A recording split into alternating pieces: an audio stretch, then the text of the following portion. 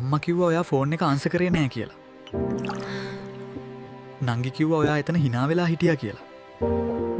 ඔයා තාමත් ජීවත් වෙන්නේ අනිත් අයගේ අදහස් මතද? ඔයා එක්ක ජීවිතේ බෙදා ගන්න කෙනාගේ වචනවලට වඩා පිටින් ඉන්න අයගේ කතා වැදගත් වෙලාද? හොඳට හිතන්න. දෙන්න එකතු වෙලා ජීවිතයක් ගොඩනගනකොට ඒක ඔයාලා දෙන්නාටම අදාළ ලෝකයක්. ඒ ලෝකයේ ඇතුලේ වැදගත් වෙන්නේ ඔයාලා දෙන්නාගේ විශ්වාසය. එතනට පිටින් එන ගය කවුරු වුණත් ඔහුන්ට තියෙන්නේ අමුත්තන්ගේ තැනක් විතරයි. ගෙදර ගැටලු වලට පිටාය ඇතුල් කරගත්තොත් ගැටලුව විසඳෙන්නේ නැහැ. සමහර අය ආවේ ගැටලුව වැඩි කරන්න, කතාව වැඩි කරලා කියලා වෙන දේ බලලා hina වෙන්න විතරයි. ඔවුන් පෙන්වන්නේ හැම වෙලේම අපිට ආදරෙයි වගේ දෙයක්.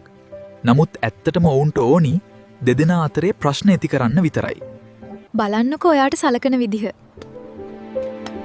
ඔයාව හුරතල් කරලා අවුස්සන යාළුවෝ ඉන්නවනම් ඔවුන්ගෙන් ටිකක් පරිස්සම් වෙන්න ඕනි. ඔවුන් කැමති ඔයාගේ සම්බන්ධය නැති කරලා දාලා ඔයා තනි වෙලා ඉන්නව දකින්න එකයි. ඔයාට දුක් වුණ වෙලාවක, අසනීප වෙලාවක, වෙනත් කරදරයක් වුණ වෙලාවක ඔයා ළඟ ඉන්නේ ඔයාගේ ජීවිතයේ සමීපම කෙනා විතරයි. අනිත් අය ඒ වෙලාවට නෑ. ඒ නිසා පිට අයගේ කතා නිසා gedara කෙනාගේ හිත රිදවන්න එපා. කවුරු මොනවා කිව්වත් ඔයාගේ ළඟින් ඉන්න කෙනා විශ්වාස කරන්න ඉගෙන ගන්න. ලෝකේම විරුද්ධ වුණත් ඔයාලා දෙන්න එකට හිටියොත් ඒක තමයි ශක්තිය වෙන්නේ.